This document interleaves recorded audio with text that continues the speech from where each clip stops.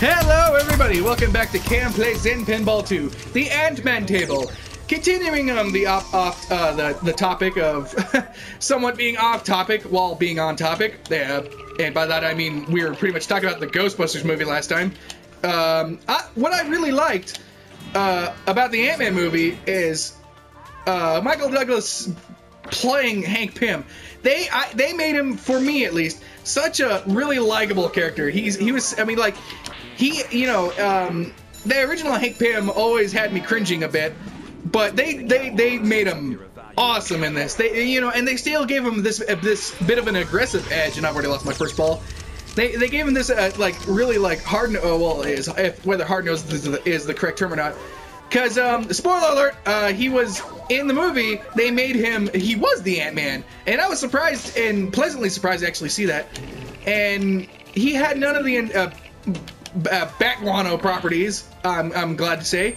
And he was just a really cool dude, you know? As, you know, the original Ant-Man teaching the new Ant-Man how to be the Ant-Man. And just him himself having, dealing with his own issues of, like, more spoilers ahead. Having to deal with the loss of his wife and all that, Janet Van Dyne. Yeah. And, although at the end of the movie, it alludes to that she might in fact still be alive, which is awesome. But I am still looking forward to seeing Hope as the new Wasp, which is cool. You know, and fitting too, because apparently she and Scott are getting busy having a relationship, which is cool, which I find awesome. But concerning that, the point, well, I guess there's no point to it. I'm a huge Michael Douglas fan. I was really pleasantly surprised when I found out that it was Michael Douglas playing Hank Pym, and I was like, really? Awesome! And I was, it's like, okay, so if they're gonna do if they are gonna go with those uncomfortable split personality qualities, at least Michael Douglas could be the guy that pulls it off, because he's a great actor, if you ask me. I loved him in Star Chamber. I loved him even in Basic Instinct. I loved him, what was that one movie where he played the president? I actually really liked that movie, even though it felt like that movie, I'm not dissing the movie, it's just, to me, it felt like one of those, like, straight to, TV movies or whatever, but it was still a great movie. Someone correct me on that. It was a good movie, don't get me wrong, no matter what. But yeah, I love him as an actor, and to find out that he was gonna play Hank Pym, and then finally seeing it in action and being better than I had hoped. Oh man, so good, so good. And he almost stole the show himself, if you ask me. I mean, Paul Rudd as Scott Lang / Ant-Man was really good. It was a really good casting choice, and he made the movie. He gave the movie the silly edge it needed. But even Michael Douglas gave the movie somewhat of a silly edge. What with his just gonzo methods and inventions and all that. And there's just one moment in particular that I just jumped out of my seat in the movie theater. It was just so great, and coming from Michael Douglas's Hank Pym, it was just awesome. And man, I just want to see that movie again already. I can't wait. So yeah, they made a great casting choice. It's just like we should really be more open-minded about the whole.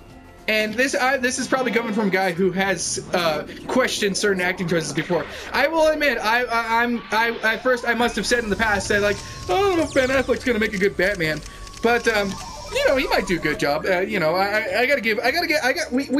all gotta give these people more chances. Jared Leto as the Joker, I heard he's getting a lot of flack, and let's just wait and see, and then we review. You know what I'm saying? Then we can be critics about it. But I understand there's a whole critic for that trailer thing. But trailers, I think I've said this before, they're designed to be misleading. You know what I mean? Just like I said, just look at the Simpsons trailer, and that was really misleading, and I could not love it more. And then then we're all pleasantly surprised with the final results. I have for the most part anyway, I've loved what they've done with casting choices. I heard Jason Momoa from Game of Thrones, the first season anyway. Y'all remember him? He was the big old badass barbarian dude. I'm forgetting his name, but he is gonna play Aquaman apparently. And I was like, whoa, really badass tribal Aquaman? That sounds awesome. You know what I mean? It doesn't hurt to deviate from the formula. So that way it gives gives viewers a little bit more to like in a way look forward to in terms of surprise factor.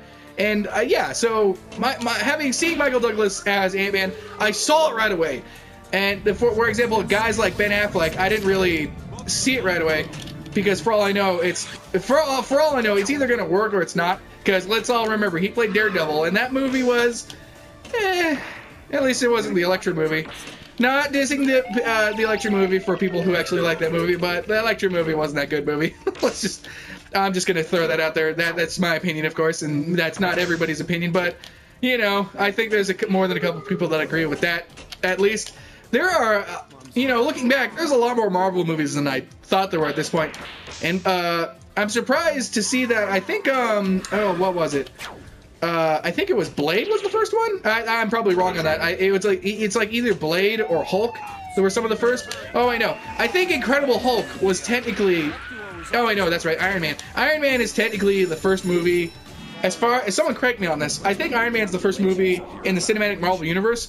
But the rest of them, I don't exactly know if they have any. Like all the X-Men movies have continuity, which is cool. I've already lost all my balls. Okay. Oh, no man should ever say that out loud. Alright. Okay, so, yeah, I guess that was that run. Yeah, I pretty much got my, conveyed my thoughts for this episode. When it comes to acting choices, I even, you know, because I admit to doubting a lot when it comes to certain casting choices, and then you just got to give it more of the benefit of the doubt. So thank you guys all so much for watching. This has been Cam Plays Zen Pinball 2, the Ant-Man table, and I will see you guys all in the next episode. Leave a like, share the video, and subscribe to get notified today. And like yourself, because Cam loves you too. Huzzah! 47% damage in total. I need to get Elijah off my back more than anything. Okay, so am I going the right way? Hang on. I want to do something.